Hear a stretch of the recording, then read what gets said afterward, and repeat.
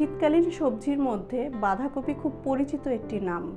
ছোট বড় সবারই বাঁধাকপি খুব পছন্দের। এই বাঁধাকপিতে রয়েছে কিন্তু প্রচুর পরিমাণে খাদ্য উপাদান, যা আমাদের শরীরের জন্য খুব উপকারী। প্রথমেই আসছি বাঁধাকপির গুণাগুণ নিয়ে। বাঁধাকপি প্রচুর পরিমাণে কার্বোহাইড্রেট রয়েছে এবং এই কার্বোহাইড্রেট আমাদের শরীরের জন্য খুব বেশি দরকার, বিশেষ করে ফাইবার নামক কার্বোহাইড্রেট। ফাইবার হচ্ছে খাদ্য আঁশ, যা আমাদের শরীরকে ভালো রাখতে সাহায্য করে। আমাদের পেট ভরার পাশাপাশিও এটি আমাদের কোলন ক্যান্সার থেকে রক্ষা করে, ব্রেস্ট ক্যান্সার থেকে শুরু করে বিভিন্ন ধরনের ক্যান্সার প্রতিরোধ করে।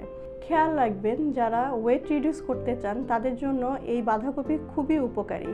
বাঁধাকপি থেকে আমরা খুব কম পরিমাণ ক্যালোরি পেয়ে থাকি। 100 গ্রাম বাঁধাকপিতে আমরা শুধুমাত্র 16 কিলো ক্যালোরি পেয়ে থাকি। বুঝতে হবে এই বাঁধাকপি আমাদের জন্য কত উপকারী। বাঁধাকপিতে রয়েছে স্মৃতিশক্তি বাড়িয়ে দেওয়ার একটি অনন্য গুণ। পরীক্ষায় দেখা গেছে, যারা নিয়মিত বাঁধাকপি খান তাদের অ্যালজাইমার জাতীয় রোগ কম হয়। এতে রয়েছে আরও পরিমাণ ভিটামিন এ এবং ভিটামিন সি এবং ভিটামিন কে। এতে রয়েছেন ভিটামিন বি6 নামে একটি ভিটামিন, যা আমাদের শরীরের সুস্থতা বজায় রাখে। ভিটামিন এ আমাদের শরীরকে সুস্থ রাখতে সাহায্য করে। এই ভিটামিন এ কিন্তু প্রচুর পরিমাণে আমাদের এই বাঁধাকপি থেকে পেয়ে থাকি। বাঁধাকপির আরেকটি গুণ হচ্ছে, এতে হচ্ছে ভিটামিন সি থাকে। তবে যখন এটা খুব বেশি বয়েল করে রান্না করি তখন এই ভিটামিন সি নষ্ট হয়ে যায়। খেয়াল রাখতে হবে বাঁধাকপি যত কম আছে আমরা রান্না করতে পারি, এবং বাঁধাকপির ভিতরে যে সাদা অংশটা আছে সেটা আমরা সালাদে ব্যবহার করতে পারি।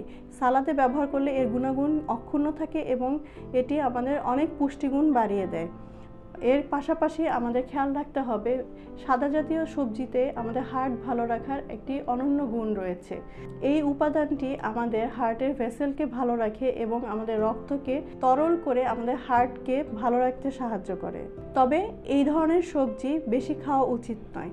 যাদের গ্যাসের প্রবলেম আছে, যাদের আলসারের প্রবলেম আছে, তারা এ ধরনের সবজি এড়িয়ে চলবেন।